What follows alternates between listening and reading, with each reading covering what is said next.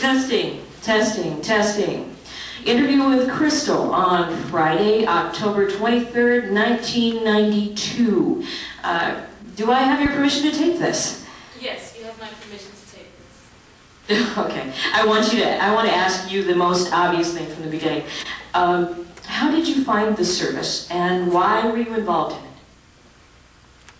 I was a sophomore in high school, and I attended Rising Oar High School on the west side. It was located on Augusta and Keeler. It's on Pulaski and Chicago Avenue now. One of my high school chums came to me and told me that she was pregnant. And she said that she had to get an abortion. It wasn't like thinking that maybe she could put it up for adoption or what have you. She said that she had to get an abortion. And I was just a virgin. You know, so I was just supportive. So I said, okay, I support her. Well, what happened was she did all the contacting. I don't know how she found this organization, but she came to school one day and she said that she had found someone to give her an abortion and she had an appointment set up. Well, I think we even took public transportation to this house. And when we went to the apartment, there was a couple. A white couple. I believe it was on the south side. Well, they started to describe what the procedure would be like. But I'm sure the first thing they did find out was how pregnant she was, what her age was, you know, trying to determine if she was a good candidate.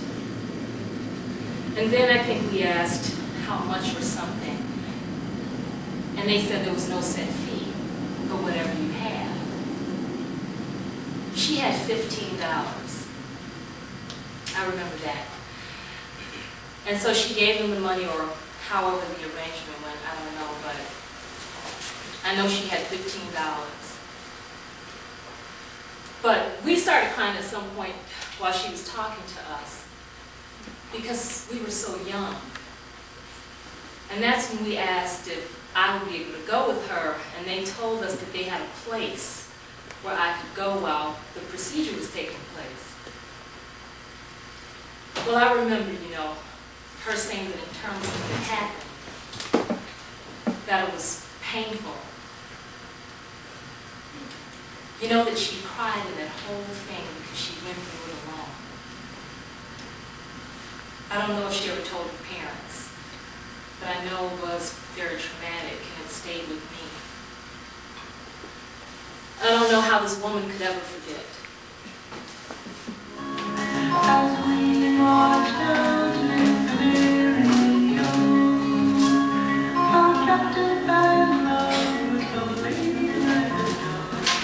Heather, I need your help. What is it? It's my sister. Did you two ever meet? She's the one who's working on The law student. Talks so fast with the red hair. Yeah, that's her. She's in trouble. I'm sorry. I've never seen her like this. It's just that you know a lot of people. A lot of people. And I was just thinking, I mean, do you know someone who can help her? I mean, a real doctor, someone who could do follow-up and not just dump her someplace afterwards?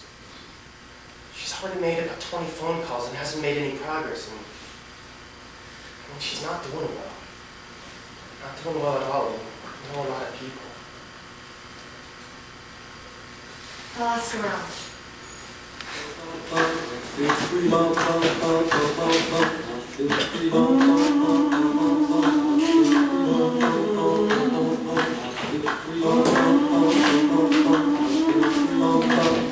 I sit here? I had fun last night. Yes. Before we start the discussion, I also want to go on record as saying that as we oppose the war in Vietnam, we support third world peoples across the globe in their quest for autonomy and justice. As we make alliances with Black Power, we support our Black brothers in their valiant movement to control their destinies. Through collective action, soon no person will play a subservient role to another. We all walk together as equals in dignity. Isn't somebody supposed to be taking notes? Millie, you did it last time. Precisely. Hey, my arm still hurts from running the mimeograph machine all morning. That's no problem. We'll all just take turns. But hey, Nancy, you're the best at it. I'll say. Ooh, unpopular. Billy, you did say you wanted to be more active in the movement. Yeah, that's why I quit my day job to go work for SDS. What did you do before? I was a secretary. At least in the loop, they give you health insurance. Okay, I would be happy to do it. Does anyone have a pad I can borrow? Good. It'll be cool to see you later tonight, too. We're writing the final version of the anti-draft statement. Oh, really? A meeting? What time? We just decided before you arrived. I just found out myself. It's in this room tonight at 8. Okay. Yeah, make sure to bring your draft card. Maybe it'll help you relate better to the topic. Nick, when you called me to come down to Greenville to help you after Schwerner and Goodman were killed, you never worried about me not relating to a topic. No. Well, I'm glad that this issue has come up. Naomi and I made the trip all the way down here to Urbana after we heard we were finally going to address the woman question. We've been rapping about this in particular, sex and caste. Real controversial. The authors are anonymous. It made the rounds last year at the SNCC meeting. Yeah, you sure were busy at the mimeograph machine. Sex and caste? I've never seen those words together in the same sentence. Come on. That's rich. You in a cast? How could you put yourself in the Vietnamese, or you and the Negroes in the same category? Naomi, you're a scientist, a brain research scientist from Harvard. Heather, your dad is a doctor. I don't care if you were born in Bensonhurst. You're still a nice little Jewish girl from Long Island. And so what, Goldstein? You're from Northbrook. But that doesn't mean there still aren't valid issues here to address. So we can work more effectively as leaders, as a team, and then move on to other things. Yeah, we can discuss this calmly. I mean, we all know that Heather's a rational thinker, a good worker, a scintillating conversationalist. Even to those of us who aren't engaged to her. Well, that's proof. Heather and I aren't planning on leaving the left. We're married to it, or married into it, after all. We don't want to cause any divisions. Besides, all these issues are connected. All these struggles. How we treat each other, our personal lives are also political. Where did you chicks learn that? From you guys. Expressive Students for a Democratic Society, New Left Democratic Politics. Last night was a good primer when you said girls say yes to guys who say no. That's an entirely different topic. Can't we just talk together? I think it's clear. Yeah, we're here to support our men. They're the ones whose bodies are at stake, not us. She's right.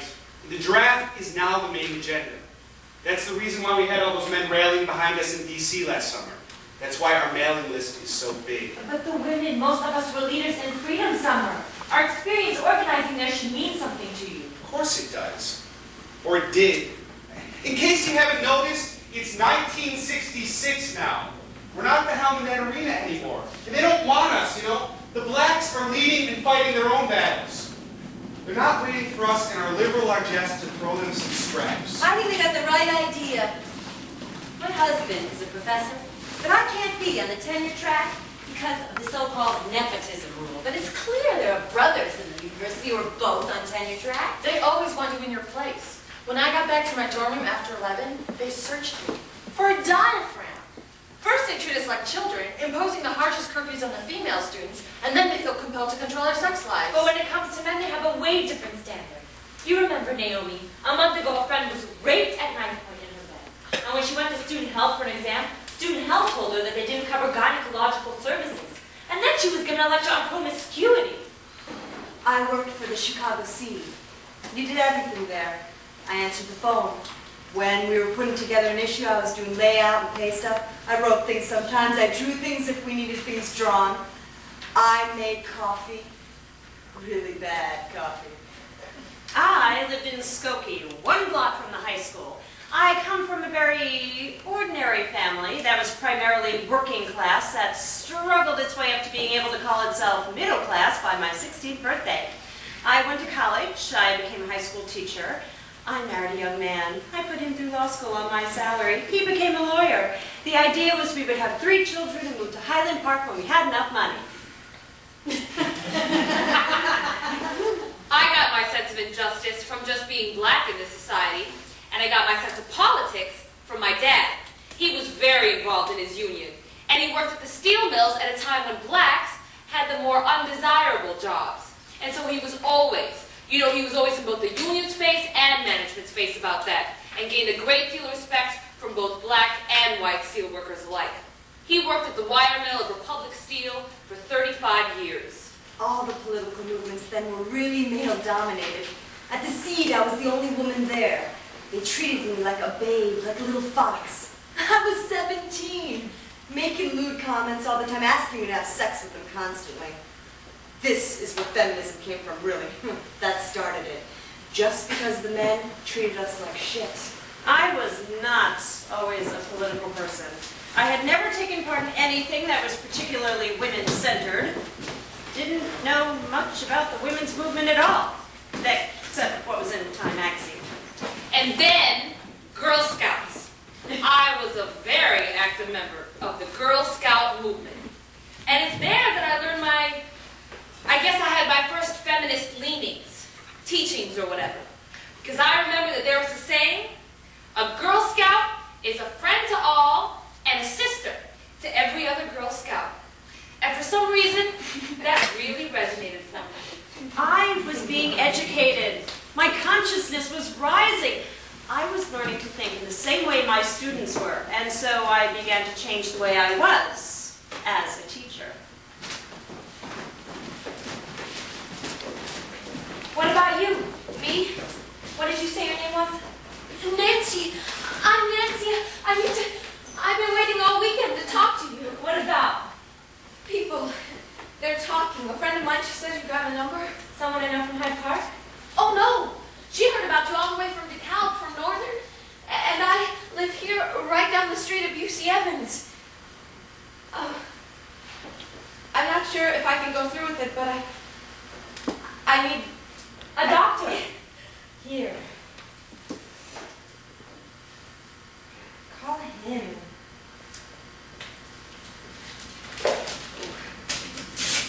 He's a good guy. Oh, good. Well, I can't just go like that. I don't know what will happen. How much change to pull together? Oh, well, How much will it hurt? I don't know.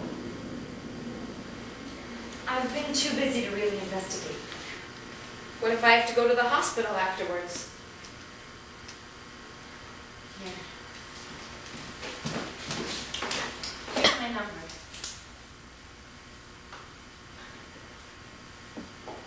I'll be home by tonight. Heather? Yes. Can I ask you one more thing?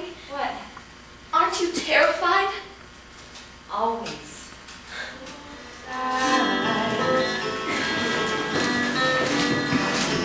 Will you still love me tomorrow?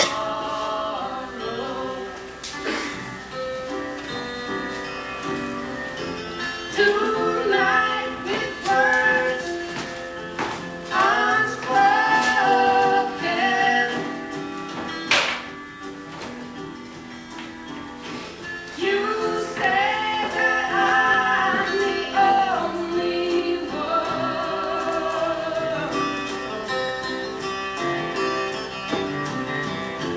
but will my heart be broken?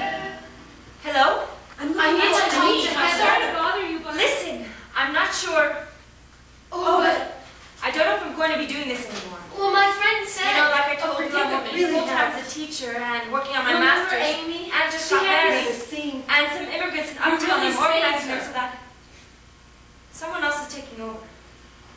Who? Jane. Will she let me know? Jane, How much? she'll select the Jane. appointment. Don't worry. Hello? Hello? Hello? Hello? Hello? Jane. I'm looking for. Do you know assistance? Jane? This is Jane. How can I help you? Hello.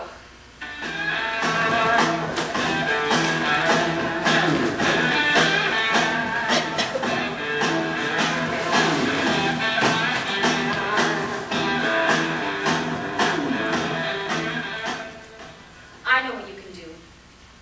Yeah, I know you're supposed to be a voters group, but now that the election is over and the convention too, which we all know was a huge disappointment, you need something else, something concrete to do, more than just discussing theory. You know, a lot more of us are talking about this new movement, the independent women's movement, we call it. Over the past few years, I've been informally counseling women and giving them referrals to doctors where they can have safe abortions. And Oh?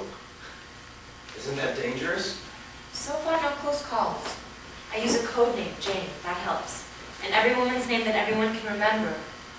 But still, it's too much for me.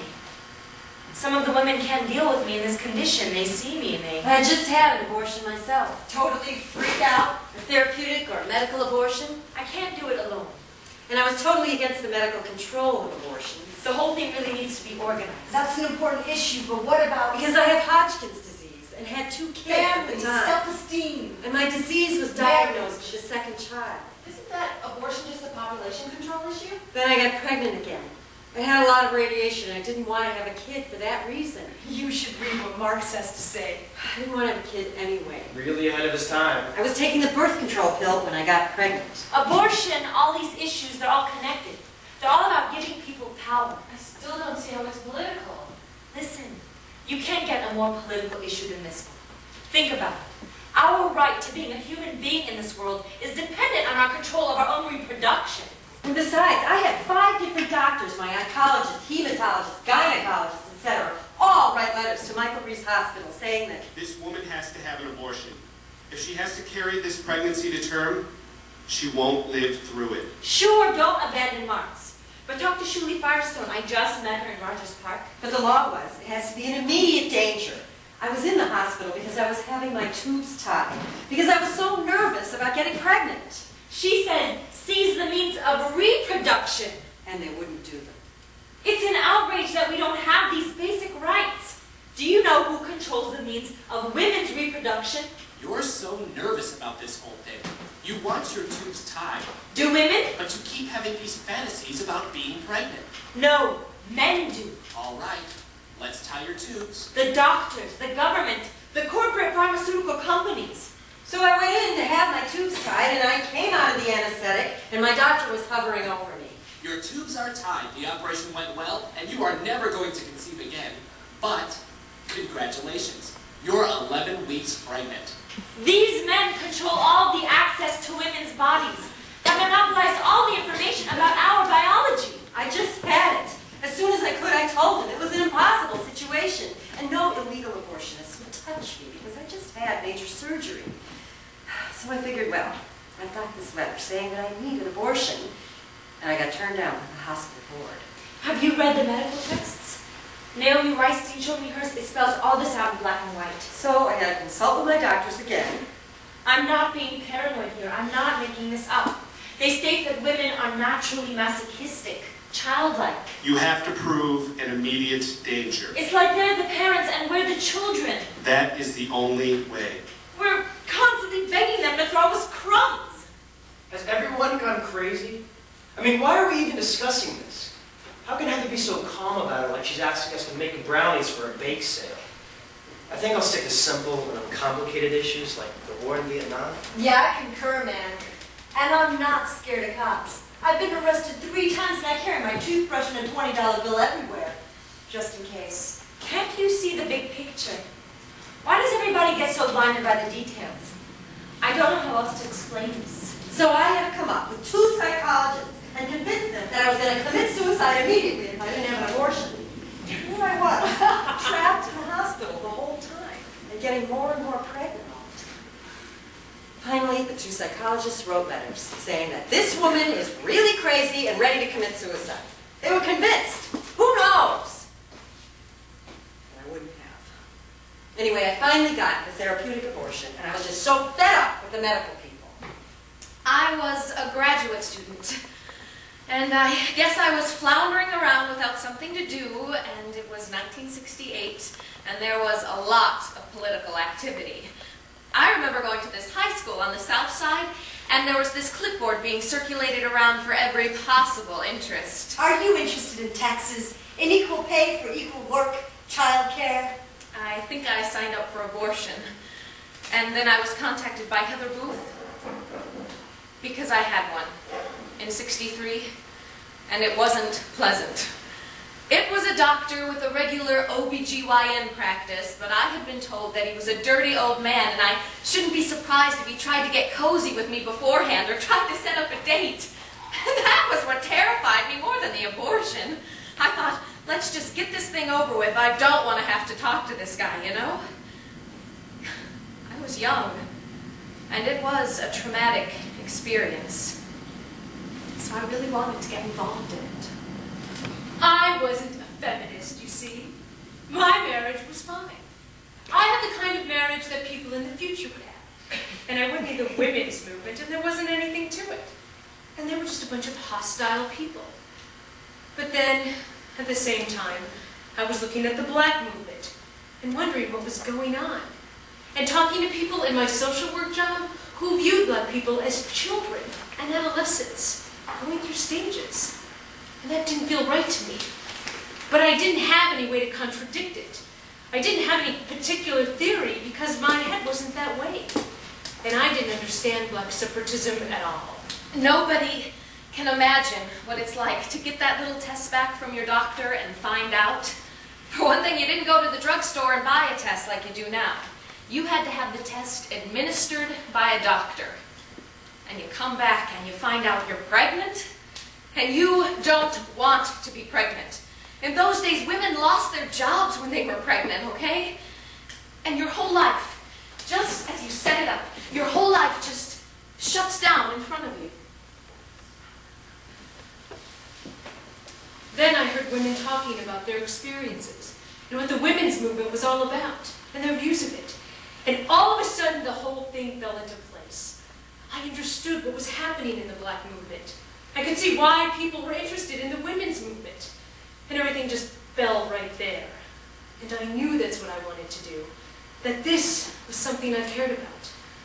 It affected my life absolutely. After I went to some meetings and there were all these things.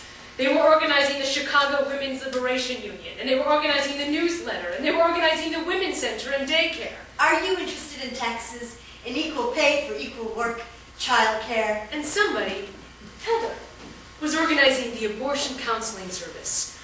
And I thought to myself, okay, that's crisis intervention. I know about that. I missed not working. I'll do that one. And I did. I don't think we should do it. What choice do we have? We'll just have to put the number on the flyer, that's all. How else will they find us? Shouldn't we be voting on this stuff? We will at the end. Oh, I'm sorry. Just a second. Johnny, I told you just to play nicely with your sister for just a little while. No, that's not what I said. Oh, I'm sorry. What were you saying? My kids do the same thing. Sometimes you just have to let them alone and hash it out themselves. Sometimes I just don't know. Well, they're impatient from having to sit through Pete's peace meeting earlier today. Yvonne, do you mind if you're the one taking notes? No problem, I assure you. So whose number should we use? We'll probably just circulate the thing at political groups. It's such an outrageous act that maybe it would work. Maybe? We need someone who's available a lot. Oh, Rose, could we talk you into maybe? So you'll just pass it out to political groups? What did I tell you? Oh, I'm sorry. They were so good until you got here. They're used to having my attention all the time. Yeah, just political groups, that's all. Definitely, just political groups. Okie dokie. Why the hell not? If you're sure you're comfortable with that. Oh, heavens, what's a little more unpaid labor in my life? Hey, appreciate it. Who else has more unstructured time to subvert the system than you housewives? Oh, you mean besides you grad students? I guess so. And all of us, the cheapest sources of labor in the country. Great. Should we add the name of the Women's Center? Of course, that way all that talk about women's liberation isn't just talk. We're connecting it to the rest of the movement. Where else should we list it? Hey, how about in the phone book? Sure. What about a billboard in Lakeshore Drive? Or golly, by the Torco sign at Wrigley Field.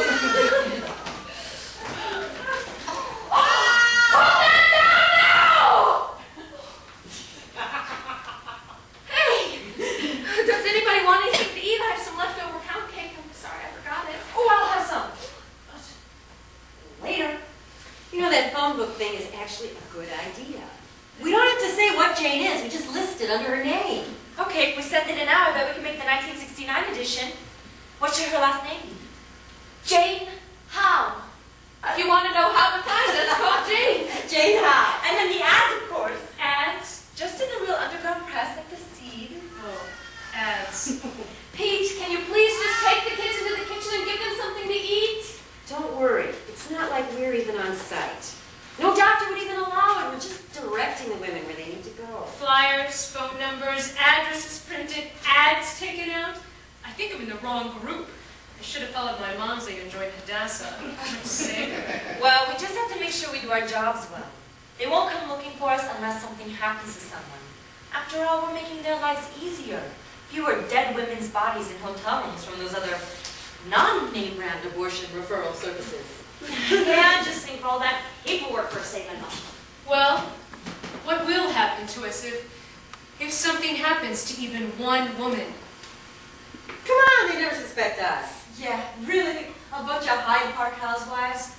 The most complicated operation they think we can organize is a carpool or a 3-bean salad. Really? If we do get caught, we'll just set up a knitting collective at Dwight. Knowing Heather, she'll also make the best of it. Yep, set up one of those protests of hers. A protest? Don't be so unambitious. I go for organizing a union. Don't worry, I know how to deal with the cops. The main thing you gotta remember is just don't ever admit to doing nothing. Ever. Now, what we got so far? From our first 1968 flyer, abortion, a woman's decision, a woman's right. We are women, whose ultimate goal is the liberation of women in society. One important way we're working toward that goal is by helping any woman who wants an abortion to get one as safely and cheaply as possible under existing conditions. Although abortion is illegal in Illinois, the state has not brought charges against any woman who has had an abortion. Only those who perform abortions have been prosecuted. I don't know what we'll tell these callers. When Heather's dad retires next month, I can't even imagine what will happen. Could that guy in the dress give us any leads? Did you ever call him back? Reverend Parsons is a minister, not a priest. Believe you me, there's a big difference. Just ask my Lutheran grandparents. Just a few. Hey, why don't we just send our women to his referral service? You can't get more respectable. Because most of the women who come to us couldn't even afford the fare to Mexico or England. Yeah, this network, these clergy, just politely and quietly usher them to where it's legal. Keeps their hands clean. That's why it turns out that for the women who aren't loaded, Spence needs us. Well, I had somebody call me, the university minister from Bloomington, Indiana University. I said I really don't have any contacts in Chicago. But I called someone from the Dean of Students' office at the university, and they gave me the number to call Jane. I talked to whoever Jane was on that day and made arrangements for someone to get in touch with them. I knew they were university-connected women in the community, and I was in Hyde Park, and I needed some help for a couple, and so I got it from them. Well, sure, it was uneasy until the thing was all over and the couple were back, but everything went well, and they never had a hitch, and so bit by bit your confidence grew. You just did what was necessary, that's all. I don't know how many people we referred to Jane in that period, but there were quite a few. I didn't always feel this way about abortion rights. Certainly by 1964 I did. I think that up until then, abortion had always been hushed up. Nobody really spoke openly about it. But in 1965, when I became Dean of Rockefeller Chapel, I was involved in sponsoring a conference at the university. An international conference on abortion. And before I even came to Chicago in the 50s, I fought the birth control laws in Massachusetts. So it wasn't a very big jump from one procedure to the next. In Massachusetts, you couldn't even purchase a condom. And when I couldn't purchase, and nobody else could purchase any birth control in Massachusetts, a lot of us got involved. The problem is that even the guys who refer to us are kind of, well, underworld, and they won't let us in with them to support the women. So I think we just have two that we can barely live with. But the first one, Dr. C, only takes the short terms, cases under 10 weeks. And since he works out of one place, he doesn't want anyone to know his whereabouts. To keep his secret, he has his driver pick up the woman in a public place and drive her in an indirect, zigzaggy way to the location. She has to wear a blindfold, because he charges a bundle. Doc 2, he works out of his West Side medical offices. The price, okay, market rate, $500, plus some freebies thrown in for poor women now and then. He does pay police protection, because his name is on the door, but he's reported several times to have been drunk before patients, and has tried to barter for sexual favors. Well, one thing I'm kind of nervous about is, how do we know that even these guys are legit? What do you mean? Well, I mean, what kind of credentials do they have? They're doctors. Gracious, we can't do any better than that. Ching, ching, ching. Ching, ching, ching. Ching, ching, ching. Ching, ching, ching. Ching, ching, ching. Well, the first one went fine, but the second one, the woman, the girl, ended up in the hospital with a lacerated cervix. Her black revolutionary parents, who were hassled by police, were out for our blood. Thank God I knew Mickey, and she found a black civil rights worker and convinced the parents not to talk. And thank God she's all right. I was worried sick all night. That's why I need to find some more black women here. If only I knew how. I didn't know about that incident. Rose, how did you find out? Jody and Yvonne called. They needed me to talk to her. I knew she was around, and she was the girl's counselor. So it went better with Dr. C. I finally got him down after many, many conversations. Allow me to introduce myself. I'm Manuel Francis. I've been around for a long, long year. Stole many a man.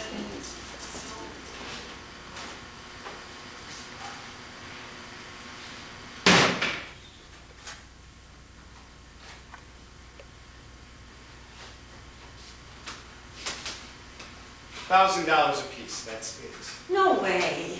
Don't worry, honey, women will pay it. We deal with a lot of poor women. It don't matter. Listen to me. No matter how poor they are, they find a way to get the money. It's suddenly, poof, out of thin air, there it is. It isn't a matter. But we charge according to sliding scales. What? A sliding scale for an abortion. Well, that's why we're able to bring you so much business. We're from the, they call it the women's movement. Entirely different setup. What? I don't get it. Why are we even talking? It's part of our system. That's why we're doing this. Okay. I get it then. I'll give you a cut. Why not consider making the cut of the base price? We need it much lower. A sliding scale. You want a sliding scale for this. Listen, you want a discount? Go to the Marshall Fields White Sale. FYI, what the hell do you think this is? A charity? The fucking United Way? Now, I have never heard... Why am I don't negotiate, ever. And don't even think about asking me again if you can come in the room with me. Don't worry. We know all about your rules, but while you're making your price, remember, we're saving you hassles. You just keep in contact with me. I screen the women, I collect the money, I'm like your girl Friday. I already have my nurse and driver. But they don't send all that sweet business your way. How about 500 each? No one! I don't negotiate. That's how we work. What about how I work?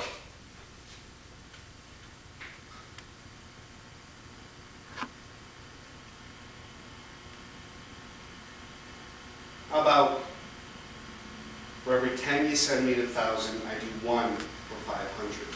Hold on, 10 is a lot. If we bring you 10, we want them all done for 1,200 total. I guarantee you it's still a sweetheart of a deal. What?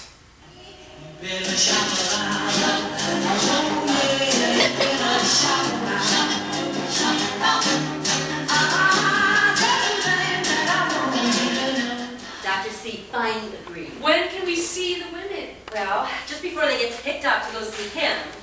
And then again about 10 minutes after he leaves, so about half hour after they get there. At least we have some access to them. We're not just abandoning them. And for every 10 women, he'll throw in one for 300.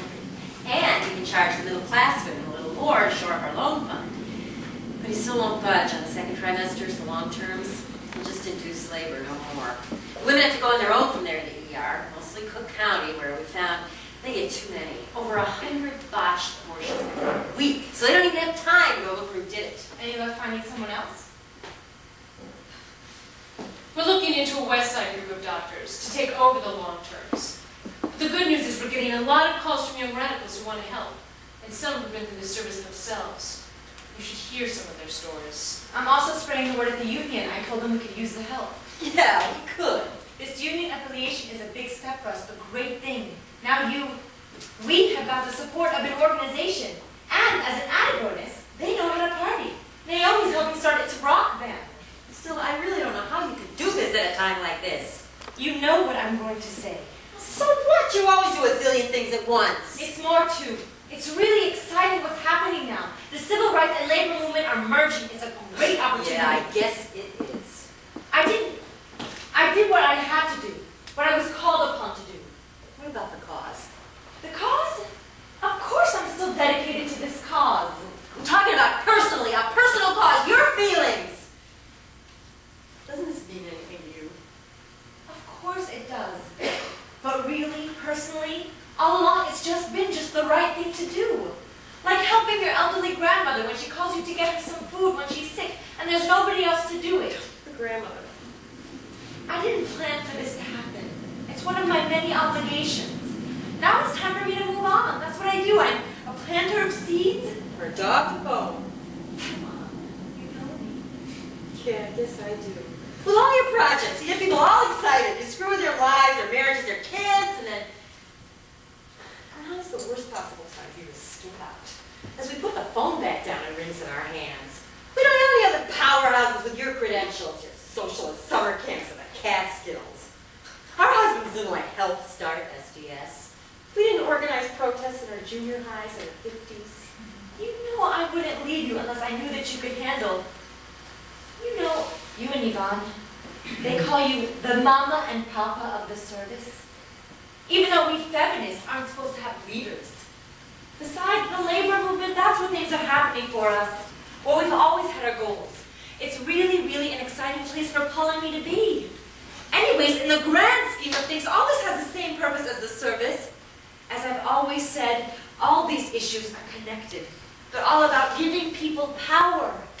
Okay, Saul Alinsky, I get it. Power to the people. Very nice. But couldn't you leave me something, some instructions that are more specific, like a manual? I wish it were that easy.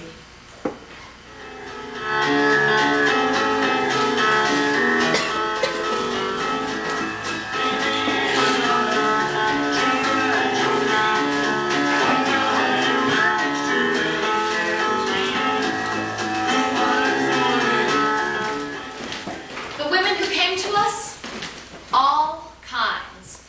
We'd ask them all the same questions, but white and black women often had different responses. So, how does your boyfriend feel about this? He'd never know. He'd never let me do it. Help you kill off the black race. Even with my family. Will anyone be coming with you? No, nobody. So, how does your boyfriend feel about this? Well, he volunteered to drive me without me asking. Sounds like a supportive guy. Well, it's easier than actually marrying me. If my dad got wind of this, we'd have shotgun wedding with real shotguns. Ooh, they can never show their face in public again, or at the club, or my dad's company if I had a kid this way. Our approach to talking politics with the women, it also varied. Here, a new pamphlet from Boston, Our Bodies, Ourselves. It offers this fabulous critique about how the white supremacist capitalist patriarchy and the medical establishment conspire to keep women ignorant and shamed about their bodies.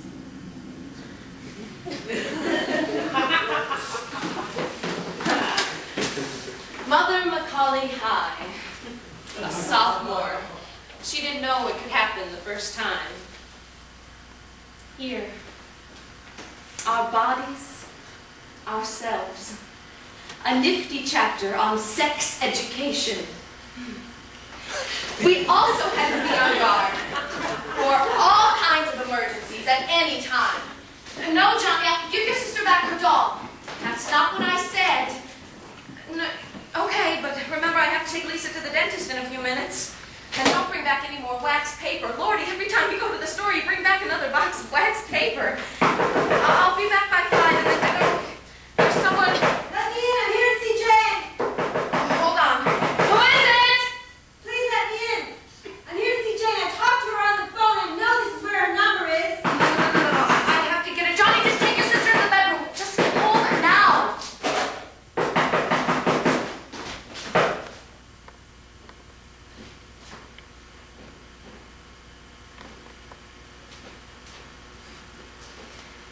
Brett, What? you know what I'm talking about. I don't understand. I've heard about you and What? I've heard. I know what you're doing here. I need some help. I have nowhere else to go. After all, the Chicago police knew what was going on. I had Chicago policemen bring their daughters in, for heaven's sake. Yes, they visited me right there in Rockefeller Chapel. If you don't want to give me this information because I'm a police officer, I would certainly understand. But I want to be upfront as to who I am and give you a chance to speak with my daughter. The Illinois clergy handled about 10,000 referrals over a 5-year period. We also had the protection of the culture generally then. Nobody really wanted to tangle with the clergy over their counseling situations or their decisions, given the whole history of the Roman Catholic confession. Even though we weren't Roman Catholics, we were all Protestants and Jews. There was that tradition that what you said to a clergy person, short of confession or murder, was confidential. And therefore, we felt we had some obligations, since we had some protections, to go ahead and do what needed to be done.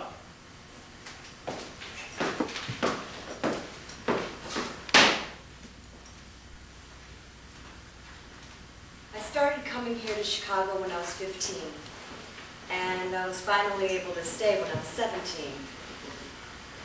I had myself declared an emancipated juvenile in family court. Something not a lot of people know about, but what kids can do to get away from abusive families. Yeah, I know where I was living then. I was living above this costume shop on Cleveland and Lincoln. It's not there anymore. My landlady owned the costume shop. I work now and then as a waitress. The usual stuff. I did not want to marry the baby's father. I didn't even want to see the baby's father anymore. I didn't want to have the baby at all. When I was growing up, pregnancy outside marriage was almost a death sentence. It was terrifying. And our choices were unwed mothers' homes, When I was 14, one of my older sisters had a baby and had to give it up because that's how it was then. 1964 in a small town. And she never, ever recovered from that. She's almost 50 years old now and she never got over it. The shit we went through. And I explored some people. A couple people gave me some numbers of illegal abortionists. I called them, and they were like, yeah, this is Bernie. I'm the one who does it. And it was terrifying. Absolutely terrifying. The thought of dealing with these people. And then I saw this ad. It said, pregnant, need help, call Jane. It was something like that. In an alternative newspaper. And it just looked interesting. I didn't know why. I didn't know anything about it. So I called. She invited me over to her house to meet with her. And I went to her house and was immediately comfortable with her. She had a daughter that was about 4 or 5. And the house was really homey. There was like laundry folded on the couch. It was an apartment in the Old Town area. She turned out to be the sister of my next door neighbor, which really helped me a lot. It made it easier for me to trust her. She was a hippie housewife. Really nice person. The kind that really makes you feel at ease. She didn't treat me like I was a case. She treated me like I was a person. She didn't give me the social worker type treatment, She wanted to know real basic stuff. How far along I was, if I had seen a doctor, if I had considered having the baby, if I was sure about what I wanted. And then, I think she took a medical history from me that asked me about drug allergies. The usual stuff they ask you about before surgery. I only met with her once. I don't know if I should have had more or not, but I was so far along and they wanted to get me right in there. I was about 4.5 months pregnant. That's what I had been told, but when I actually had the abortion, the doctor said I was further along, so I was in the 5th month. I was in a real weird situation. I was really isolated. I spent a lot of time alone. Yeah, I lived alone. That's what you do when you're an artist. You work by yourself in a studio. I was a painter. I was freaking out because I was trying to find a way to take care of it, and I was also trying to get enough money together. I didn't have any. Yeah. I mean, it was kind of scary because she said it was going to hurt. She was real clear about that. That I might be scared and that things could go wrong, but that they would take care of it. She said if there were any complications, they would take me to an emergency room and they would take care of me, not just abandon me. They told me to go to a certain address at a certain time, and I met there. It was in an unfamiliar neighborhood. I remember I met there with a bunch of other women and new counselors I hadn't met before. At an apartment, I think. And then they took us in a van to another building. We couldn't see out of the van, and we were running backwards, so we couldn't see the address or where we were. And that's the apartment where the abortions were done. I think there were 2 doctors, and that's what they told us they were, in 2 separate bedrooms.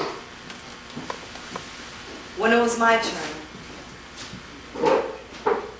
we were watching the women come out of the bedrooms. They were pretty woozy, so we were real scared. I heard people crying sometimes. I tried not to listen. So a woman came and took me into the room and explained to me again that I would have to be blindfolded in order to protect the identity of the doctor.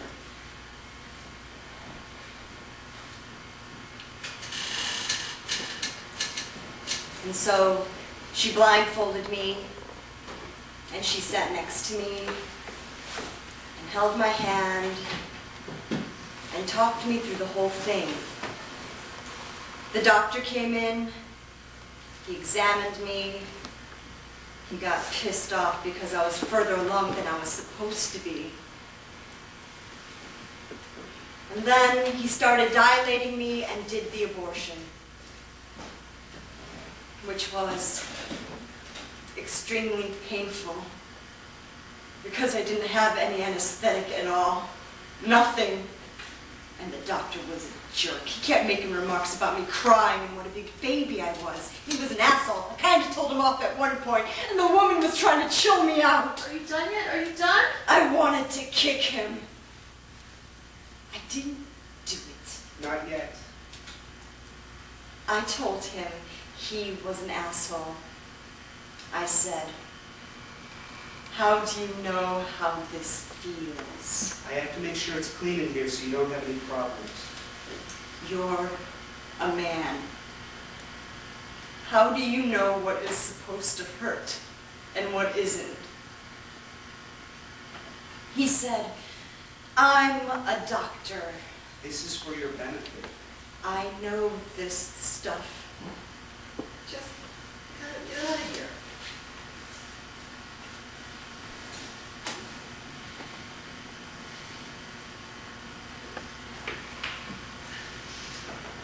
I felt sick.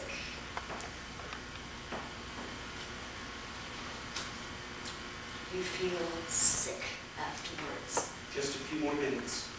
I must have been feeling bad because I started doing a lot of drugs after this. Just relax. And that's why it's hard for me to remember how it happened.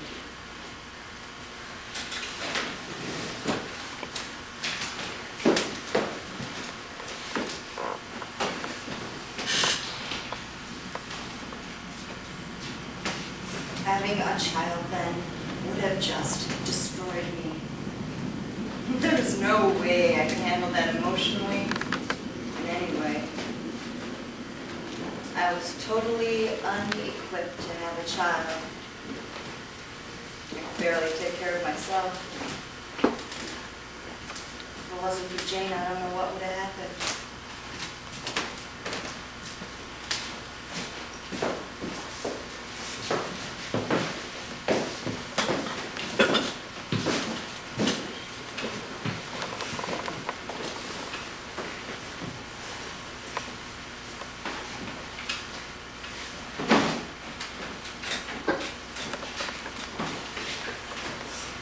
Hand me over the speculum. Yeah, hold on, I need to smoke. We're not taking any breaks. Well, let her help. She knows your routine as well as I do by now. I don't want to get in the way of things. I didn't want her here in the first place. I was strong-armed again. Besides, she's not a nurse. I'm sure she is just as qualified as we are. No, she's definitely not.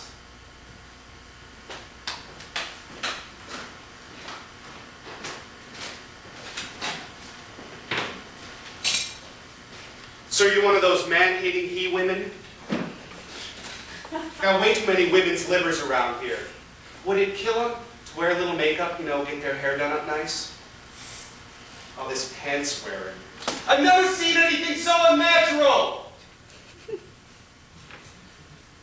Never had to deal with any of this when I was in school back in the Middle Ages. Oh, where did you go? Out west, a place where everything wasn't so gray. My family was Oh, here, so... I thought you said you went to medical school here. No. But I should have gone someplace like the U of C, like a lot of you. Classics, I didn't even know what they were. Now I want to know what all the fuss is about. And what are you doing? I'm sorry for bothering you. I thought I'd save you some time. I should have never allowed you ladies in here in the first place, but Jody just keeps pushing and pushing and but pushing she me. can be very persistent. I'm sorry for bothering you. I'm just trying to help. This is just that local anesthetic the counselor told you about. It'll make the whole thing a lot easier. Mask the pain. What's wrong? Oh, I'm so bad with shots.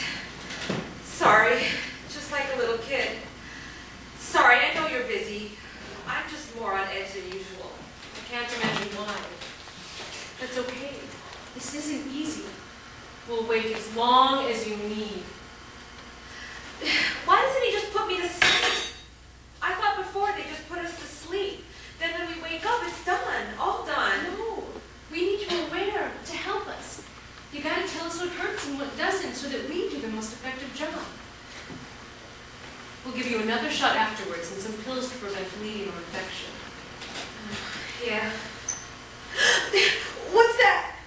The curette? It's just a tool. The one we were telling you about. For scraping the neck of the uterus. The operation is called a DNC, a dilation and curettage. Yes, it will hurt, but not for long. The whole thing will take about 15 minutes, and you should be all recovered in the next few days. It's much safer than even getting your tonsils out. Gosh, that's it? Yes? I thought it was more involved. It's really simple. I guess it is. Please, forgive me, ladies, for interrupting this little Kathy Klatch here. We have 10 more this afternoon. Listen, honey, didn't you listen at all to your counselor? I was nervous. I tried to listen. Do you have any more questions, Caroline? No, thanks. I was going to ask if my insurance covered this, but I guess it's not an option. If you have any questions at any time, just ask me. I'll be right here. Do you mind?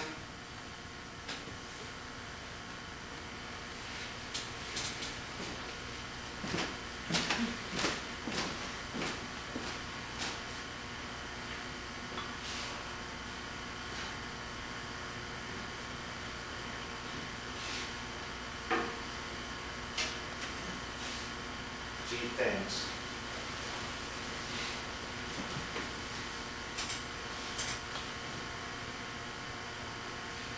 I'm sorry, can you just move over a tiny bit?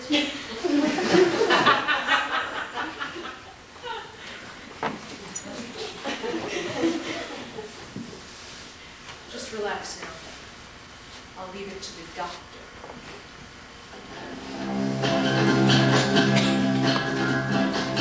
Jenny said that she was just 5 years old. There was nothing happening at all. Every time she was on the radio, there was nothing going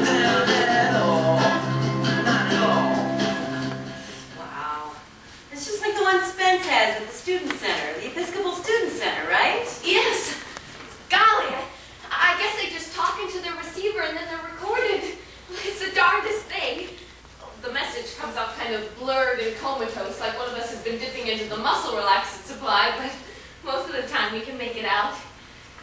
I have never seen such advanced technology. It's like science fiction. Neato. It totally blew my mind. I went to the union to sign up for the Marx and Freud course, and they were advertising this meeting with this new lesbian group. They talked about their lives, about being, they called it, women-identified women. Sounds interesting. Oh, it was so stimulating, awakening, liberating. The political implications. Yeah, what an intellectual breakthrough. For the first time, I really understood the true difference between sex and reproduction. I wish more girls thought about it, not just blindly getting swept away. Gosh, they just keep getting younger. Hey, now I got a car. I can take some of the ones out in the burbs. Okay, I'll swap you. Any questions? What does this South Shore marking mean? That's a new one. Sure, that's a code for a hotel. A lot of the women from out of town want to be done in their rooms. Whoa, this one is too much. 4 months along, and with VD, and she's a minor, and she doesn't know English. I know I Well, should. you wanted to be trained. They'll season you very fast. That's okay. One of us will do it. You can put it back in the pile. Hold on, I have a stack of even harder ones here for myself. Any takers? Come on, how about a new one? A lot of us are new. Everything here is supposed to be equal, remember? All right, if I have to, I'll do it. While we're asking so many questions, what does this M mean? That's a code for Dr. M. Doctor Who? Yeah, that's what you say. What is it? Why don't you tell us? What's what? You should have told us. We agreed. Yeah, we agreed. Who told you? How could you not tell us? I don't get it. We're telling you now. Now you know. Let's move on. We have a lot of business to cover. Well, then you admit it. They really are real doctors. What? We haven't known it for long. How long? Tell us. We just found out for sure. What? Just? I heard that you and your cabinet suspected it and confirmed it. I know that you meet on your own, apart from us, the group. But it didn't seem like the big priority issue to bring up with you while we were dealing with so many other things. And the results have been good. Whatever these men are, what's the difference? What's the difference? We have a right. We have procedures, protocols, rules to follow. What gives you This the is not the collective I thought I joined. I don't think... I can't stay here anymore. I don't think I can either. It's not as bad as it seems. Let's talk this out. If they're not real doctors, then who are they? Paramedics Well, and... they learned it in the Army. No doctor learns how to do an abortion. Why would they teach a gynecologist how to do an abortion if it's illegal? Just think about it for a second. You should have told us sooner, then. This is outrageous. I thought we were supposed to be sisters. How can we backstab each other, care about ego and control, especially in a project like this? We're supposed to operate with complete honesty and openness, without power-laden male capitalist hierarchies. Aren't women above this? Aren't we better than that? Someone has to be the last to know. What? Oh, what about the safety of these women who trust us so much? I don't care about these stupid power trips. I'm just a worker bee here. But what about them? We're feeding these women misinformation, lies, propaganda about their risks, their medical risks. No, we're not. Our safety record is as clean as a whistle, as good as or better than the MD's. I just know that I feel betrayed. When I came in here, they told us they were real doctors, and I believed them. Well, what would have changed if you would have known? I would have. You would have still done it, believe me. I guess. But they're not doctors. A doctor does an abortion, a paramedic does one. They're all illegal, so what difference does it make? Goodness gracious, these poor women are scared silly enough. Why make it worse? Yeah, they're not real doctors. They're not real doctors. You know, this changes everything. Now, there's nothing we can't do. No one to turn away. What? Rose is right. What difference does it make who does it, as long as the person knows what the hell they're doing? They could be anyone, a doctor, a paramedic. Or even a Hyde Park housewife. The possibilities are endless.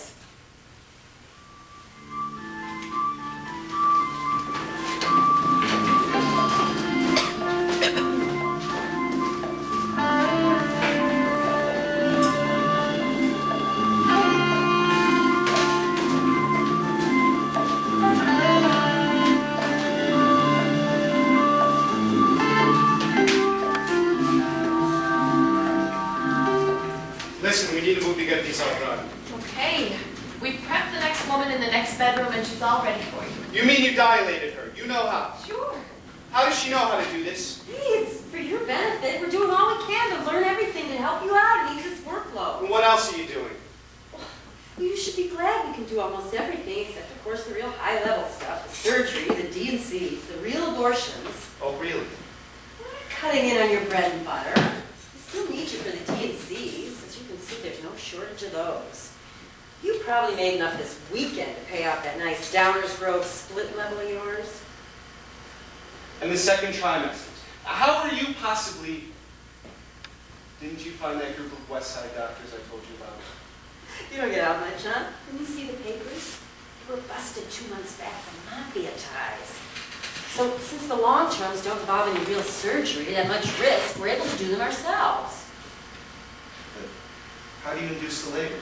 That paste, it works great. I read about it in a textbook and made some calls. We had to order it all the way from Sweden. All the way from Sweden, huh? And afterwards? Some midwives trained us. Now the women don't have to go to the ER anymore 2 days later. We just go over to their house and deliver for them. Well, congratulations. Now you're midwives of a sort. Something else to put on the old resume. Jody, would you please just get out of the way? And this you can only watch. God, we've been working for probably 10 hours straight by now. Well, 30 or 40 in one weekend is too much. Listen, like I said, we're doing all we can to help you out. The pressure's tough on all of us. We haven't had a rap session for weeks. We're all just on automatic gear trying to push them through. Oh, well, something else has got to give. And speaking of the mafia, I haven't even told you about some nice West Side Sicilian gentlemen in designer suits who are starting to give me trouble. And I could find better fees without these sliding scales elsewhere. All right. We all understand that. Let's just get this one done. Jody, please get out of the way. Okay. But I can help. You just need to explain more what you're doing. You are the expert. I don't have time for this. You are the most aggressive woman I've ever met. You know, we're not going to get anything done if you just stand around here dishing out compliments. Come on, I can help. You're tired, and I'm just getting my third win.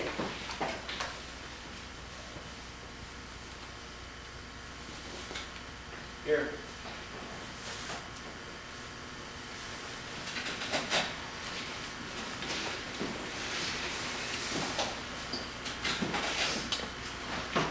You scrape around the inside and make sure it's clean. Harder. Harder. Hold it this way. Pull it toward you. You can't be afraid to use your muscles. You can't be afraid to cause pain so you don't do the job right.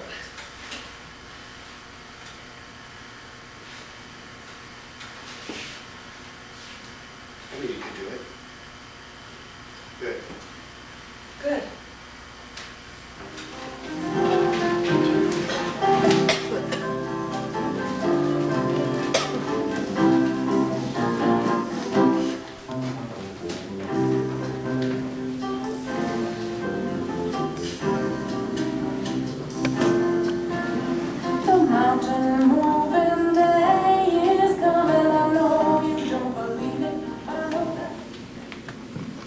We set aside one day a week, I think it was Thursday, when we would induce miscarriages for the long terms.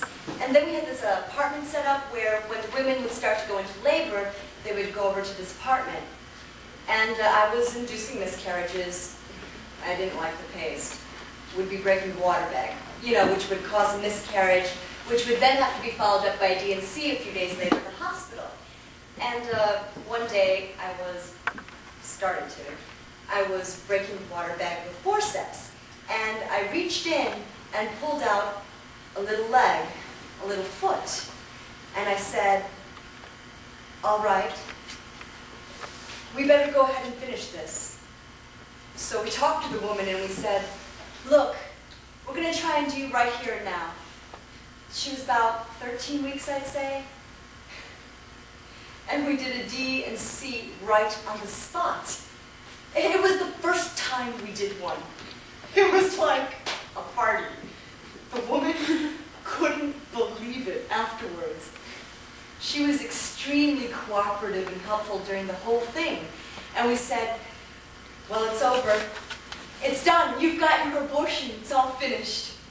You mean I'm not going to have a miscarriage? No, just take it easy a couple of days. Here, take these pills. And she was so happy. She just was hugging everybody. And we were all dancing around. From a Hyde Park Voices memoir. And what was to stop us after that? When we realized that we could do it.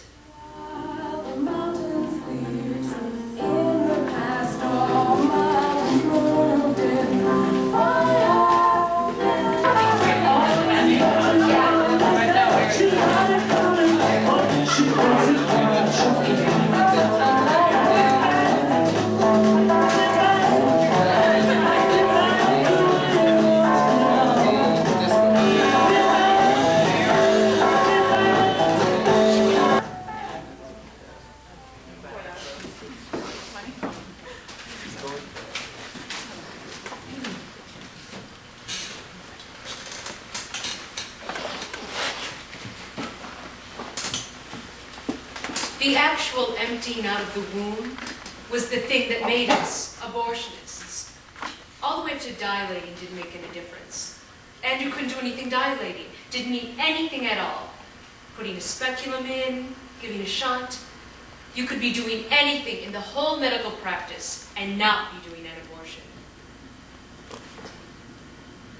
Did we think that we were killing babies? Absolutely. See, that was another thing that happened. We used to have, they would have talks about that. We would talk about, what does it mean to do a second trimester? What happens? And the way I felt about it was that it didn't make any difference.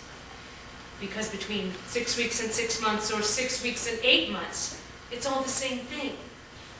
You can't argue the other thing because we're socialized into believing that life begins at the point of conception.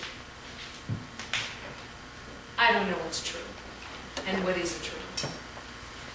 But I just know that's how people feel about it. You see a pregnant woman walking down the street, and you think, baby. And if a woman becomes pregnant, even if you can't see that, you think, baby.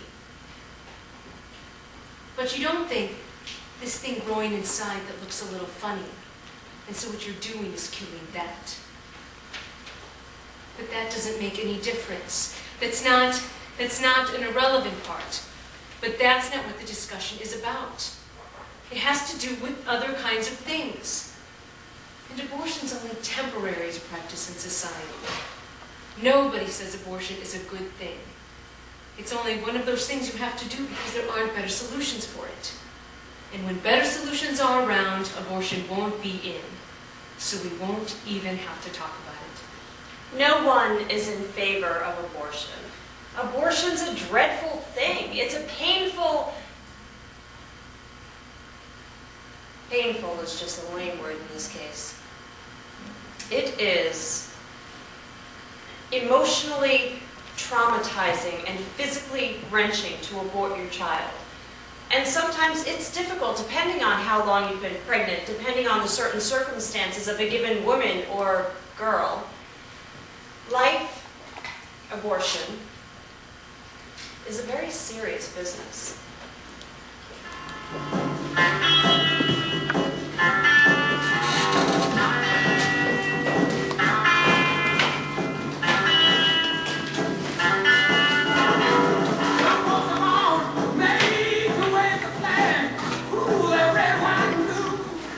We thought it would ease up with New York making it legal, but now that we're only charging token fees, we're getting more than ever. Over 100 calls a week. So we're too busy to hold people's hands. You should leave right now if you feel you can't handle the risk or the responsibility. Fill out all the information completely.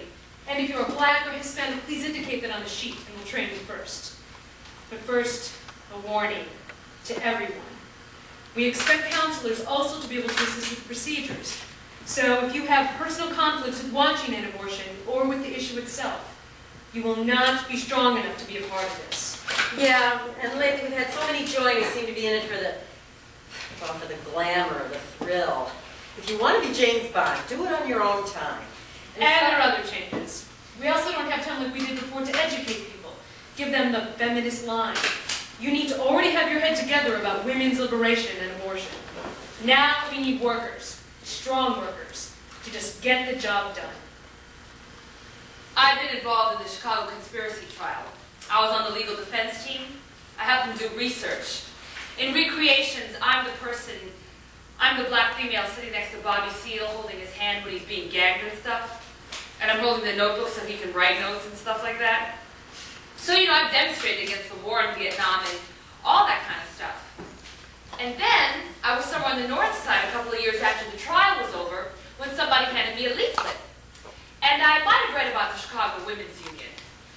My opinion about Heather and the people she associated with was that they were a bunch of liberals, even though they thought of themselves as radicals or revolutionaries.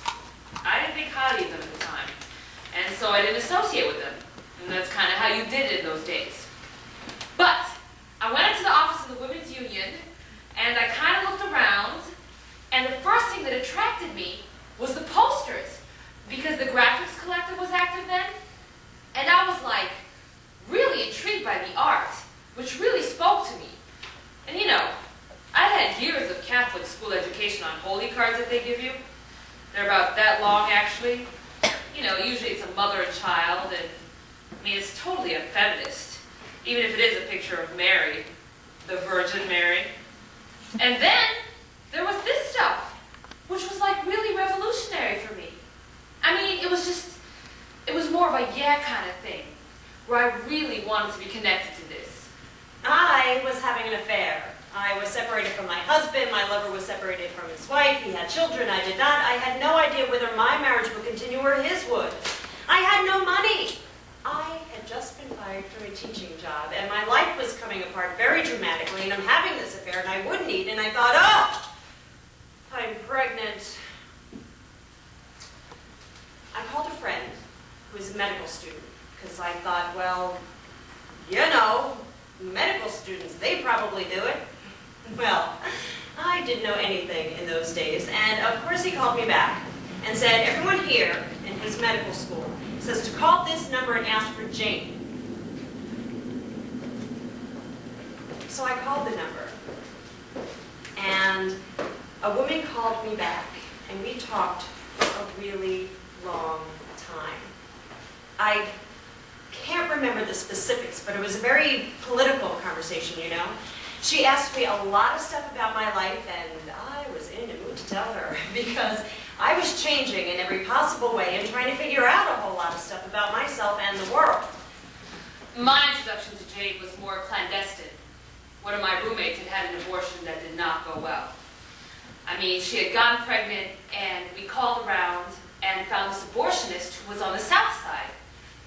And we had to go down to his basement, and he was drinking. And, it was sort of implied that either one or both of us had to have sex with him. Well, what he had done was, he had injected her with something to induce a spontaneous labor, and then he wouldn't let us leave. We felt like we had to escape, and there was no way out except past him. So I think I finally called the police. I found a phone and called the police, and the police came and started talking to him, and we were able to escape while the police were talking to him. We were able to leave. And I was just like, look, we just want to go. This guy won't let us go. And so on and so forth, but my friend still hadn't, the abortion hadn't been completed yet. The process had been started, but it hadn't. So we got home, and a couple of days, within the next 24 hours, she actually aborted the fetus. And it was just horrible. Even talking about it now, So when I heard about Jane... And then I found out I wasn't pregnant, just very, very, very, very late. So I didn't need an abortion, which was lucky. And this woman and I, who I call Jane, I guess we agreed that we might talk again at some future time. I was looking for the women's movement, and I guess if I had met somebody who was doing employment work about women or daycare work about women. Maybe I would have gone that way, I don't know. But I didn't. I met these people. And so I went to the meeting, and I became a counselor. How did I know you were going to ask me that question? For a long time, I was the only black woman in the women's union, and the only working class woman. I think there were a couple of other black volunteers in Jane. When organizing, I always looked to see what kind of white people they were. Were they white people with class consciousness because they came out of a white working class background? Or were they faking it? People with long hair and dirty clothes who talked about how they were down with the people. Excuse me, but I take a bath every day. Don't insult me like that. So I guess from that point on, I looked at people based on their practice and their background. And in the Girl Scouts, I was around white people all the time. But I never... Okay, this is going to sound terrible, but from the time I was about 10 years old, not from like a racist point of view, but I always thought, I was always taught to believe that I was just as good, if not better, than any white person. Yeah, it was pretty lonely, but you know, I ignored that stuff because of the bigger picture, the bigger social issues that needed to be addressed. And as long as there was one black voice in there, then I felt like I was making a contribution. I'm sure when I opened the door for people coming in and several of them were black, they were like, okay, good, I'm all right. I've had this all-white thing. But on the other hand, people were so desperate for abortions. And again, the issue of whether I was the only black woman or the only whatever, there were women who were dying, black women who were dying because of back alley abortions. I couldn't stand that, frankly. So I didn't care what organization was doing it or what color they were somebody who was doing something about the problem, and I wanted to be somebody who did something about the problem. Heavens to Betsy, what in the world? Well, we gotta strengthen our hands for, you know. Well, that's why I can't. Oh, what did you think it was gonna be like? I don't know, like scraping out a melon. Not so strenuous. That's fine, Rose. Everyone is pulling their weight somehow. Different people have different limits, that's all. I just can't do it. Well, it's not that I judge. Holding hands is important too. So is taking temperatures. You're saving us from getting into real trouble, stumbling on someone with an infection. For me, that's the challenge, not the scraping. For me, what gets to me is the pressure. We can't screw up at all. We have to be perfect. What doctor is expected to be absolutely perfect? Yeah, if a doc makes a mistake, then everybody understands. I mean, sure, they think it's unfortunate, but everybody just shrugs and says it happens. But with us, I can't even think about it. The homicide unit... Well, that's what the trainings are for. Well, I can't think about it. For now. I have to go to work. See you. Bye. See you guys tomorrow. Good luck. That reminds me. Before the others get here, will our little cabinet is meeting? Well, we're in my kitchen. We're the kitchen cabinet. I like that, the kitchen cabinet of the service. Yvonne, how's the new one working out? Not good. Shelly? And she was so gung-ho to help. We have to remove her immediately. Can't even handle the most basic stuff. Barely can work the speculum. And she was way off yesterday with her estimates. She told us the woman was at 12 weeks when she was at 18. Can you have her do something else? She's too nervous. A wreck. She's just going to upset the women. They can sense something is off. I could probably get away with it, but there's no time for it. No way. Okay, fine. Well, I guess you know the drill by now, what to tell her. What if she finds out when we're having the meetings? Don't worry. She won't. She'll get the message. What about Judy? How's she taking the pressure? Like an old pro. She's training tomorrow. Now that it's dilated, you can see it. Judy, have you ever seen a cervix before? No! Never! It's... What? Sue, thank you for letting us let our intern assist here. It's just... It's, far out! Well, I can say one thing, it sure beats taking dictation. No, I was a teacher. I am a mature married woman. I have been around, very around, but I knew nothing before this. God's sakes, in gym class in high school, they made us wear tents to hide our bodies. I have been living in a tent my whole life. I could probably do one of these on myself if I wanted to. Far out! I thought performing the procedure, was an extraordinarily good thing in the world, and that it was one of the things in my life I would always be proud of. The first time I saw an abortion before I had learned myself, I was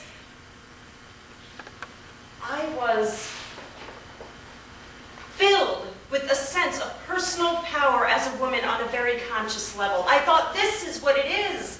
For me, biology was the beginning of my education. I learned from the uterus out.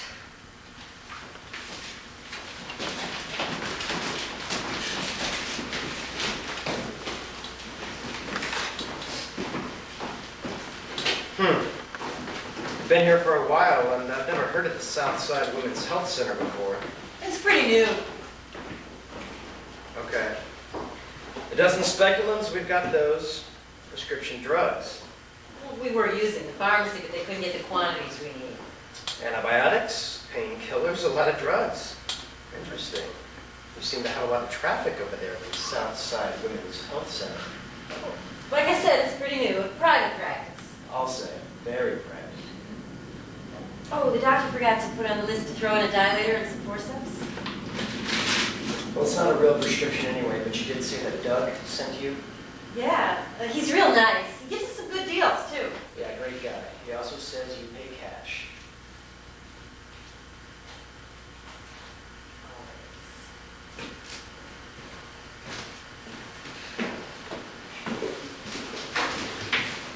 Hi, officer. Hi, Jane.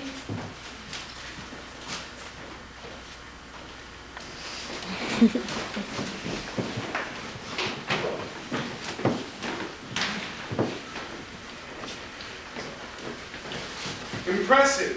You have friends in high places. John Dancy, NBC News. Lois Willie, Chicago Daily News. Yes, and don't forget those nice young fellows from the U of C, from the law school. They told me my rights. They know me, sir. Reverend, listen. You know we hate to do this, but you have to give us the doctors' names. They're participating in highly dangerous and illegal activity.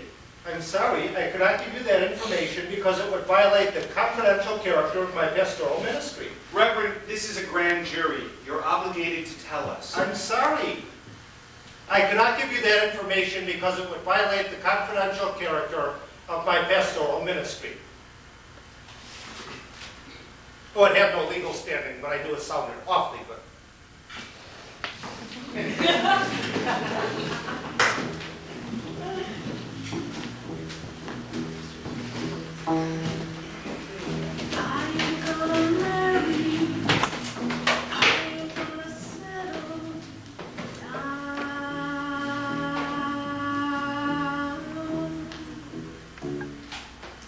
They're out there again. They're not even trying to hide anymore. And I closed the call last week. We need some kind of buffer zone. What? For before the women go to the place, some kind of... You know what I mean? Like a front? Yeah! That way the women won't all have the address, which everyone in the city has by now. Oh, and we can drive them from the front to the place. Oh, gee, I don't know, maybe 5 or 6 at a time? About 4 trips a day. And we can mix it up a bit, have different places almost every time, use friends' apartments, sublets. I like the idea of having a front just for the fact of comfort. Ambiance. If it's a more lasting meeting place, then we can make it, well, more homey and less makeshift. We can get real furniture and keep the place spotless if we know we won't have to abandon it right away. Ooh, the front. How criminal.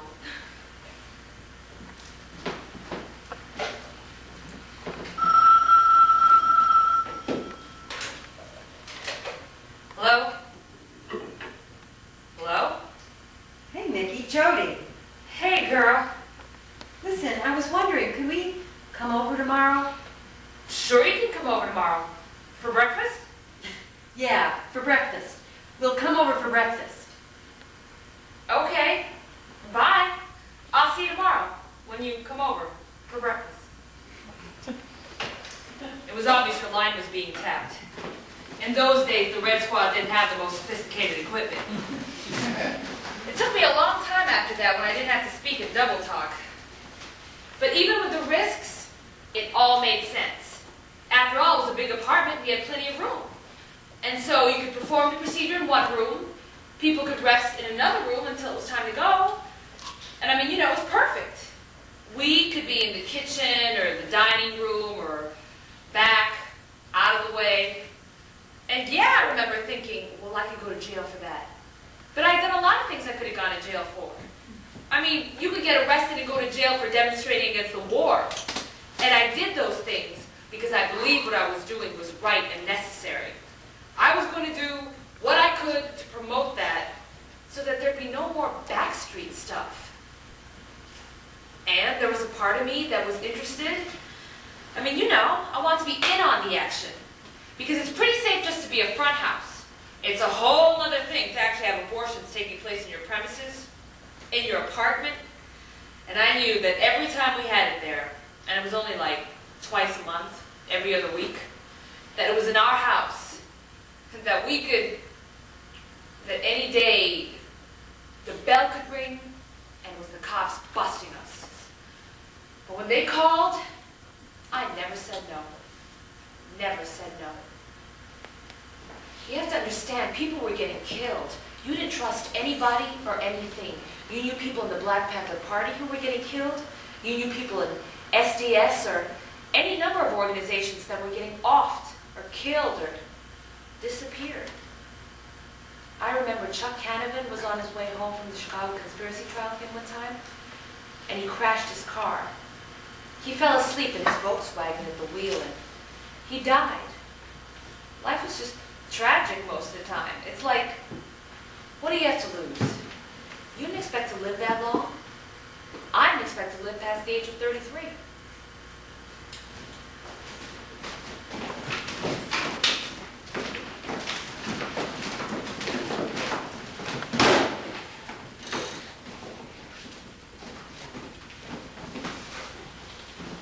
I remember just being shocked that it was a residential apartment. And when I went in, I remember seeing just that there were a lot of people in what would be the living room. It wasn't a lived-in place. I sat for maybe 2 minutes, and then they called my name next. It was in the bedroom of this apartment, in what was a camping cot, with a heavy plastic liner over this camping cot. It was... The abortion was performed by probably a woman who was maybe 27, maybe. I remember thinking she had long black hair. She had one of those things on that the doctors wear with the lights on in front. I remember thinking, gee, you'd think she'd at least tie her hair up. She didn't even have nurse's clothes on. And she told me to lay down, take my pants off and lay down, scoot as low to the end of the cot as I could, and I did this. And I think she tried at least 10 or 15 times to get the dilator in my... And the dilator wouldn't stay in. It kept popping out. And this is painful. It isn't something I've done every day, and it was, well, you know, she had no problem with the speculum, but dilating my cervix was a real problem. And when it was done, I remember feeling, I just felt dirty. I felt filthy. I felt like it was the most humiliating thing in my life. And to this day, nothing has been that humiliating. Feeling of the filth and the dirt and just the unsanitary conditions. And of course, thinking that I'll never be able to have kids again because this person is untrained and has no medical background at all. My experience, any kind of medical experience, has always been in a hospital and with a doctor. And this was very,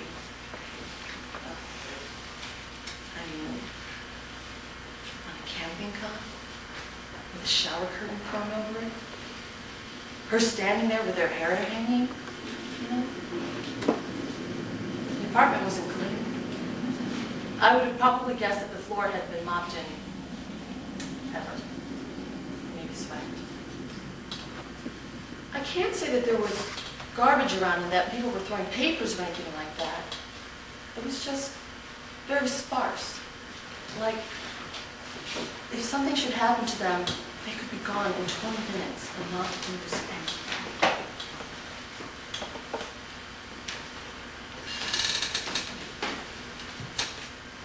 I asked to use the washroom after they had finished.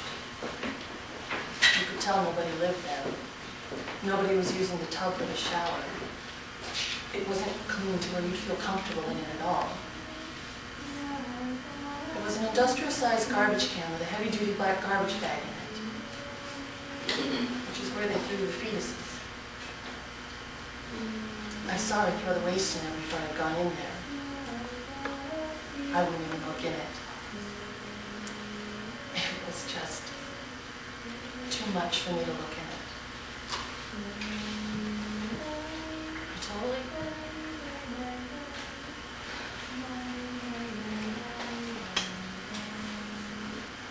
When I looked at myself in the mirror, I was as white as a sheet.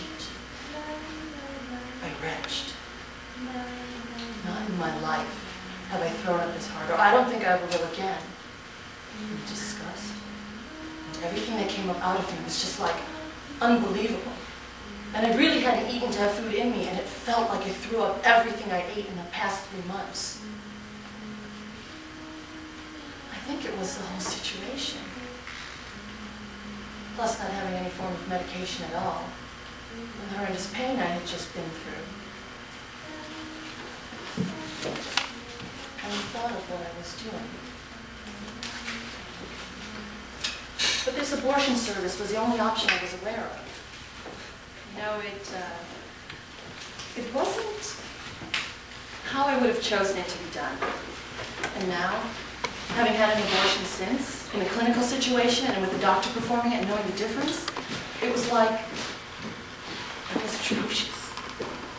But at that point in my life, if 2 days later they told me I'd have to have another abortion, I probably would have done the same thing because I couldn't have it.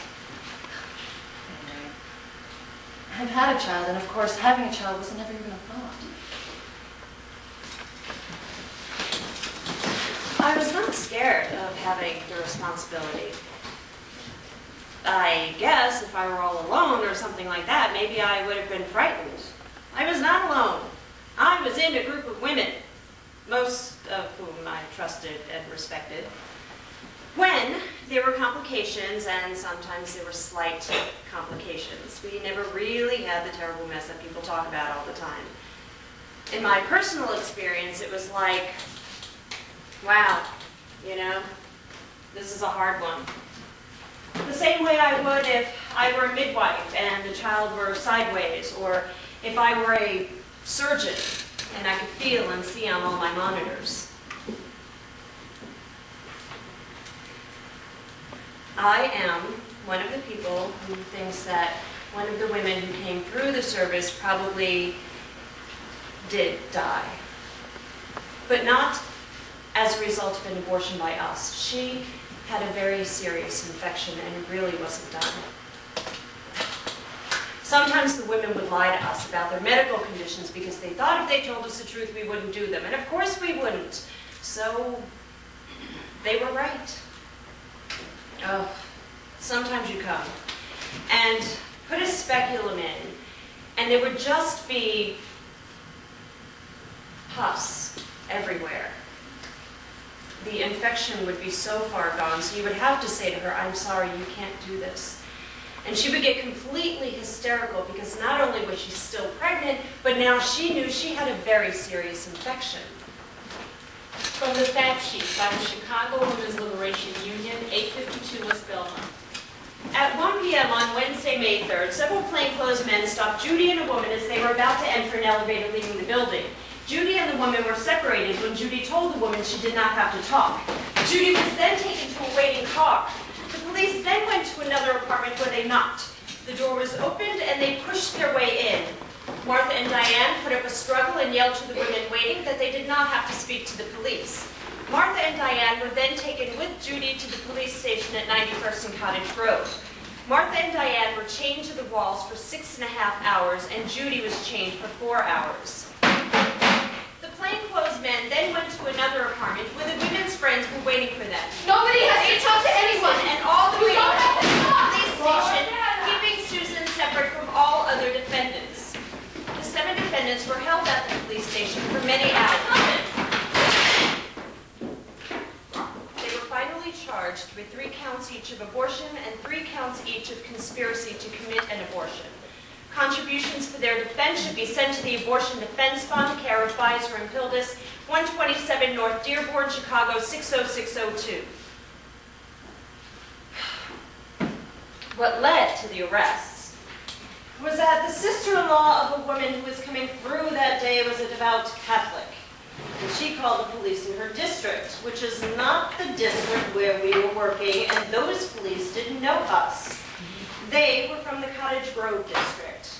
And they came and followed us around for a long, long time, and finally busted the front, busted the place, took nearly 50 people to the police station, men, women, and children, probably regretting it the minute they realized what they had was kids screaming and people making thousands of phone calls because they just took everybody. And for a really long time, they couldn't tell who are the victims and who are the offenders. Can't tell the victims from the offenders. Of course, ultimately they could, because the offenders, so to speak, were the 7 women who would never say that there were abortions going on.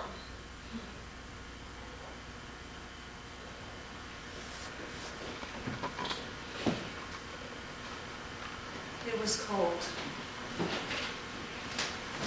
When you are put in a cell, even if you are a person who has connections on the outside, the minute you are put in a cell, you believe that it is possible that you will not be able to make your case known, not be able to make connections with the outside. But in our situation, there was an army of people mobilized immediately. They raised money for our defense. All this stuff was going on, and on some level we knew it.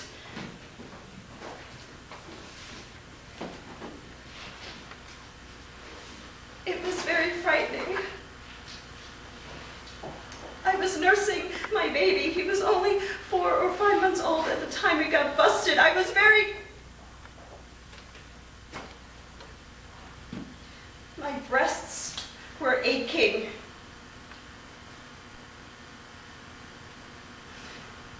I was very worried about him, you know. I had people taking care of him during the day when I was working, but they didn't think that they were going to work until 4 in the morning! I had no idea what had happened, where my child was, who was taking care of him.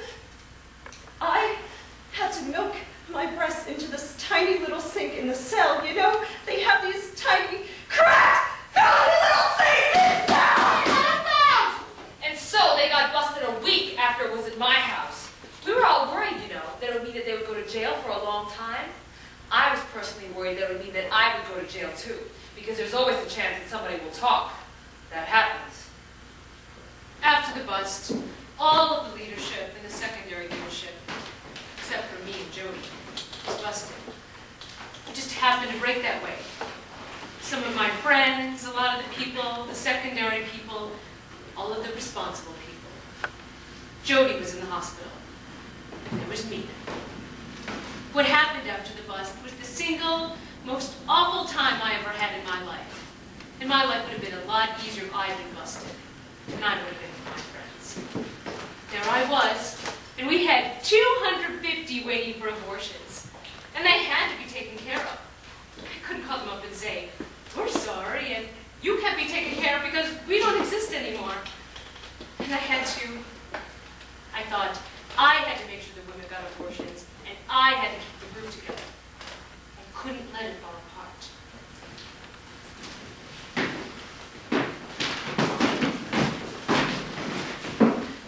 Okay, we have a plan.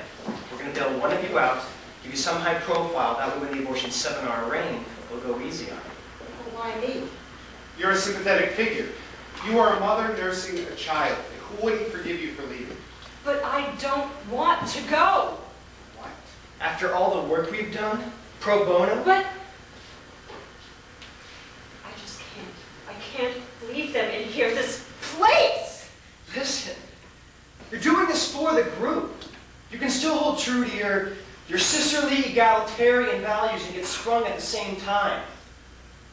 Judy, I don't think you realize just how deeply in trouble you and your little PTA group are in right now. I'm talking about growing old in jail, and the cops don't even fully realize the scope of what you've done. I've been doing some numbers. It's staggering, just staggering. This must be the best kept secret in Chicago ever. You didn't do just 1 or 2 abortions here or there. No, you must have done thousands and thousands. Yeah, it is pretty staggering. That reminds me. There's a little obscure religious sect here in Chicago that's especially peeved at you. The Catholics. Did you forget what town you're living in? Catholic town, USA, that's where. And there's no shortage of them in politics who are ready to put you away forever. You familiar with the Catholics? Sure. They're our biggest customers. Okay. Okay. What about your son?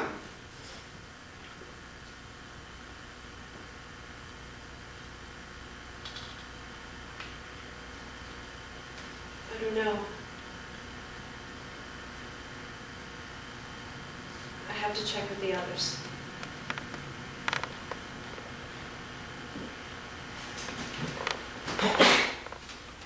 Hey! This is what they want! What do you think? Go ahead, Judith. They say Judith can leave. What do you think? Tell her to go. Tell her, go ahead. Go ahead. You have no choice. Just get us out of here. So, I went. From the Chicago Women's Liberation Union. Street action, May 4th, 1972. Wednesday's arrest was clearly political, designed to win votes 6 months before an election. Into the cauldron let us throw pain and anguish, shame and woe. It is indicative of our system of justice that law enforcement officials choose to consider abortion a crime. Syringe and Lysol, pills and paste, our lives they take, what a tragedy. Whereas the murder of black people in their own communities by police. Umbrella ribbed to tear and pierce, darning needles sharp and fierce. And the slaughter of revolutionary leaders like Fred Hampton and Mark Clark by the state go unpunished. Hangers crawling with infection, all because of your rejection. The real crime of abortion is the law itself, unjust as it is inhumane, oppressive as it is reactionary. Some solutions cannot solve problems which us all involve. The Chicago Women's Liberation Union believes that women should unite. Kerosene and bleach and lie, you would rather let us die. To force repeal of all abortion laws and urges women to come to the abortion rally. For all these tortures, we you hex. This Saturday, 11:30 a.m., State and Whacker, sponsored by the Illinois Women's Abortion Coalition. No more oppression of our sex. Chicago Sun-Times, May 5th, 1972. Another page 1. 7 women were released on $2,500 bond Thursday after being charged with performing abortions in a South Shore Drive apartment building. You're not going to keep us down anymore. Police said the abortions cost $100 and described the women arrested as members of a women's liberation group. Now that we know your game. According to police, the abortion clinic in an 11th floor, 3-room apartment at 7251 South Shore Drive had a fully equipped operating room. We're rough and tough and all together now. Police said none of the women arrested was a licensed physician. And one by one, you're going to know our power. One of the women, Judith Pildes, was at the center of controversy in 1970 when she was dismissed as a teacher from Niles East High for her teaching methods. She was criticized for her lack of conformity to the school rules on attendance, curriculum, and grades. 4 of the remaining women arrested were described as students who have worked to establish child care centers in connection with the women's movement. The Chicago Women's Liberation Union rejoices with our sisters of the Abortion 7 at the fact that the charges against the Abortion 7 have been dropped. This is needed for immediate release, 11:30 a.m., Friday, March 1973, they had continued, you know, how they continue everything. And somewhere in the continuances, Roe v. Wade was decided and the charges were dropped. The service just disappeared on some level, really. This is the first article in a two-part series written by members of the Organization for the Hyde Park Voices. On April 1st, 1973, 1 month after the U.S. Supreme Court declared the Illinois abortion statute unconstitutional, Jane, an underground abortion service of women's liberation operating mainly in Hyde Park in its early years, officially closed, ending a unique 4-year chapter of the women's movement that could not be told until now. A few weeks ago, reaction set in when the Illinois Senate passed a bill restricting all abortions to licensed medical facilities. At the same time, licensed medical facilities and doctors are failing to meet the demand for abortions. Cook County does 18 per week. A few hospitals do more, forcing women to black market abortions. If anything, the law and medical system should encourage the opening of clinics and the training of female paramedics to meet the crying needs of women in our society.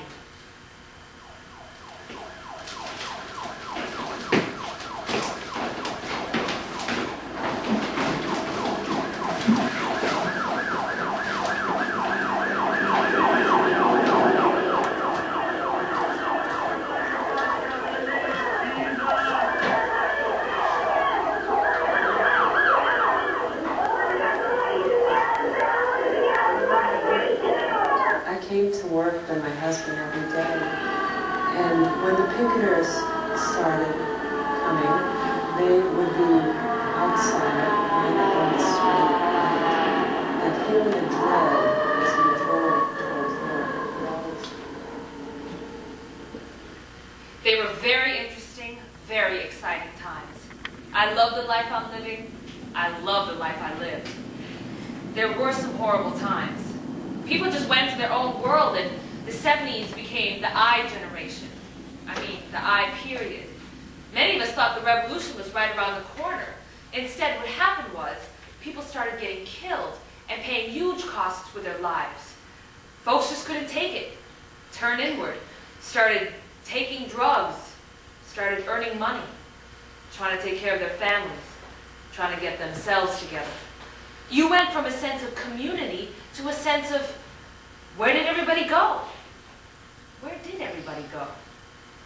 You asked me this thing about fear. Now, in these times, there is a whole lot to be afraid of that we never have to be afraid of. These people are crazy.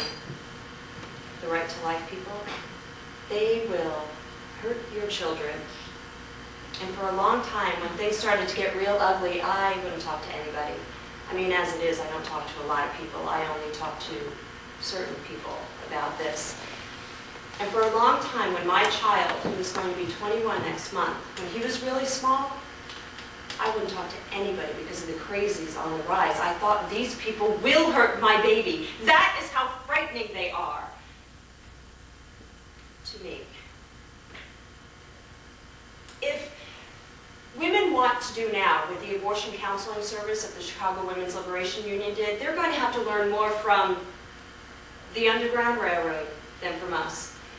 Because their lives will be in danger, their homes will be in danger, the women they help, the women they work with will be severely endangered, emotionally and physically. We never had to think about stuff like this.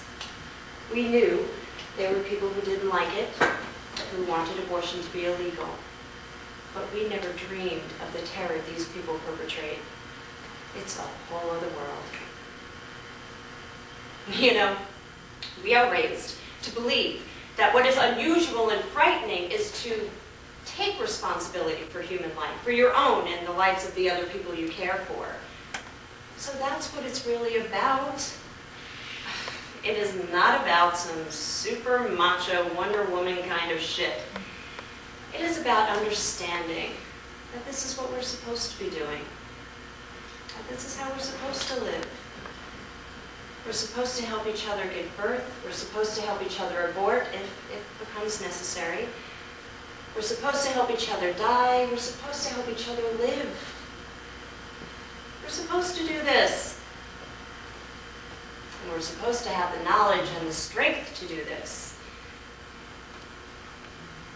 And that's what I learned in the service. I think one of the things that happened to me, in some ways, what the women's movement and my participation in the counseling service did, was that it grew me into the person that I was meant to be. When I would go back and talk with people I knew before, and I would say, well, I'm in the women's movement. And they would say, of course, that figures you would do that.